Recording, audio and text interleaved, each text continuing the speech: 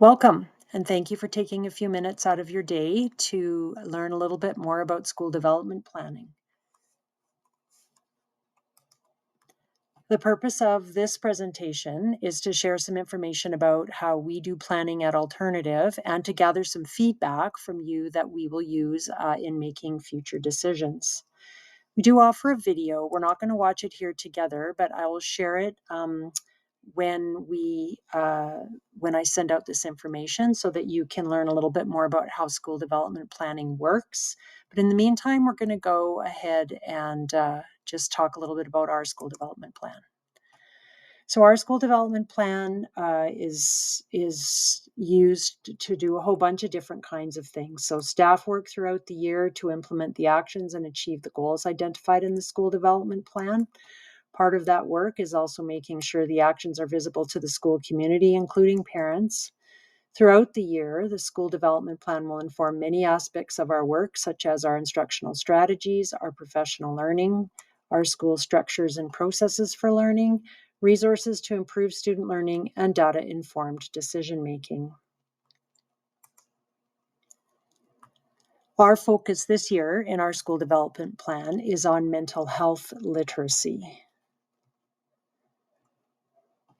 This year, we will continue to focus on basically doing the best we can to make sure students are regulated and ready to learn. So our outcome that we hope for is that through whole school, classroom-based and personalized routines and strategies for self-regulation and executive functioning, students will improve their mental health literacy, their understanding of themselves as learners, and as a result, they'll improve their academic success. So, how we measure whether we're doing what we say we're doing is through whether or not students successfully complete their courses, through diploma exam results, report card marks, through our school connectedness and belonging data from our school CBE and assurance surveys, the regulation data from those same surveys, and learning data from the CBE survey. We use different kinds of data for monitoring how we're doing. So internally, we have some processes that we use, such as our completion days, how often students are able to stay in class versus needing to leave to take regulation breaks, and then also some of the referrals and attendance improvement plans that we need to do. We also, as our staff, we engage in professional learning communities, which means we come together around student work and we have conversations about what students are learning, how they're learning it, maybe how we need to adjust our practice in order to make sure that we're meeting students' needs. And then obviously looking at assessments, how kids start, where they go, and where they are now and what they need to do next. We also do really value our student voice in our school, and we do spend quite a bit of time getting feedback from students during Mentor, and then as our student voice group that meets approximately monthly, but also always has the opportunity to bring feedback to staff. The assurance survey is also a really important measure of some of the things that we are hoping that we're hitting in our community. So there's all kinds of actions that we take in our school. I won't go into all of the details here. This is available word for word in our school development plan, which I also will share when I share this video. But you can see that there's accessing learning in a variety of different ways, focusing on outcomes and skills so that students know what they can do and what they need to be able to do. And then we also are trying this year to really focus on individual student skill sets, and particularly around executive functioning, to ensure that students are able to access their learning. Around well-being, we do our very best to try and create safe spaces in our school. We do spend quite a bit of time gathering feedback from our students and hope to be able to reflect what their interests and their questions might be about their community and about each other. We have been providing explicit instruction of social emotional learning competencies, which is a system-wide a Calgary Board of Education initiative, and we've adopted that into all of our classes in our school. And also, I think that piece around implementing personalized routines is another really important piece of how we do what we do in our school. We are working really hard around truth and reconciliation, diversity and inclusion. So we definitely move to our students to help them to be allies and leaders around this work. We also work really hard to try and build relationships with families because we recognize the value of families as partners and learners. And also, we really are focusing on how it is that we talk to kids about their learning, about themselves, and about what they can do and what they need to do next in their learning. Our staff has been engaging regularly in professional learning around mental health literacy, trauma-informed practice, social emotional learning, and brain development and resilience. We also, almost all of our staff attend high school outcomes-based assessment learning sessions that are provided by the Calgary Board of Education. Our humanities teachers in particular have attended improving reading for older students to help students to be able to close any gaps that they may have in their literacy, and the Matsumi Pukex Day, which is a CBE day that's designed by our Indigenous learning team for all staff across the board to be able to deepen our understanding of reconciliation through education. In our school, we try and utilize a whole bunch of different structures and processes, but teachers work together around individual students and where they're at and what they need. That's the mentor-teacher relationship. Community days, our mentor program, obviously, which we believe is very, very important part of what we do. Student learning team is when staff gets together to troubleshoot when students are struggling. Staff collaboration and benchmarking just means that teachers are getting together. The English teachers will get together and work together on assessment. Same thing with social studies, same things with math and science to ensure that everybody's on the same page and that they're evaluating students in the same ways. We also have made a commitment to continuing with having our student voice contribute to making decisions around what we celebrate in our school, how we celebrate it, and what we want to bring to the surface around diversity and inclusion in particular.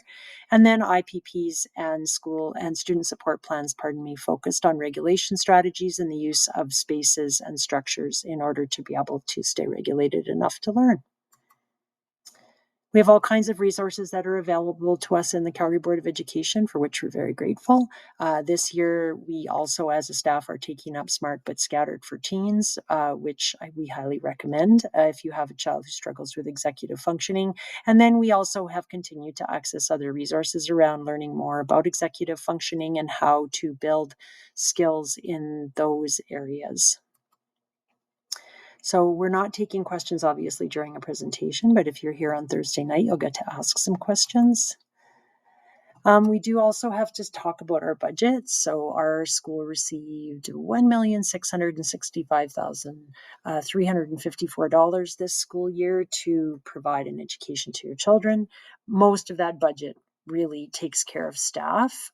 Because we're so small, we really get to focus on sort of the core value things around learning. And we don't have as much to worry about around sort of some other things that bigger high schools would have to worry about.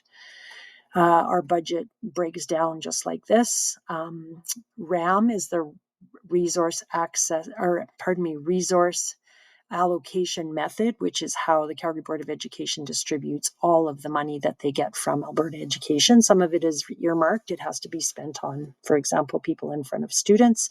But then also we need to be able to pay for photocopying and books and, other learning supports in our schools. So this is the breakdown of our budget for this school year. We generally do not charge fees in our school, although this year we have moved towards needing to do that just to steward our resources more appropriately. We're very fortunate to have a highly active and supportive parent association, and they do a casino to fundraise for us every 2.5-ish years, and that money goes a long way to providing enriched learning for our students, which we very much value. This year, are the things that cost money in our school. We had 4 in-school community days. We have 2 community field trip days. WordFest and Theatre Calgary are annual events that we attend as a whole school. This year we are charging a very minimal course fee for art, creative art and design, phys ed 2030, and for foods. Just as costs have escalated in our homes, they also have escalated for us at the school. And so for those folks who are able to pay those fees, it just goes a little bit towards covering the cost. And we're very lucky that our Parent Association provides a lot of funding towards enriching the learning that happens for our students. Our grad has two parts to it. One is the part that happens in school.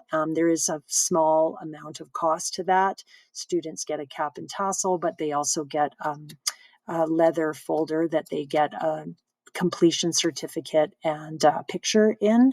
And then optionally, families can choose to attend the banquet in the afternoon, which also has a cost to it, which is around $70. So the fees are set by the Calgary Board of Education, and we have to align with them. So we have to charge a minimum fee, for example, for foods, and there is a maximum fee that can be charged. And so that is available in the Guide to School Fees, which is on our website. It's also on the Calgary Board of Education website. Our report to parents can be found on our school website on the Our School page. So that it says exactly that, the 2023-24 report to parents on fees. And those are the fees that we charged last year and what they were spent on. And that same breakdown will be available this fall for the fees that we charged this year. So the most important part of this whole process is to get some feedback on school development planning and the impact on your children, school fees, and the impact on your children's learning. So we're hoping that you'll take a few minutes to complete this survey. It says it takes 11 minutes. I'm not sure it will take 11 minutes, but at the most, it should take you that much time. And I really would appreciate if you could take some time to complete it. If you have questions, you're always welcome to reach out to me at the school. Thank you again very much for coming and spending a little bit of time learning more about how we do things in our school.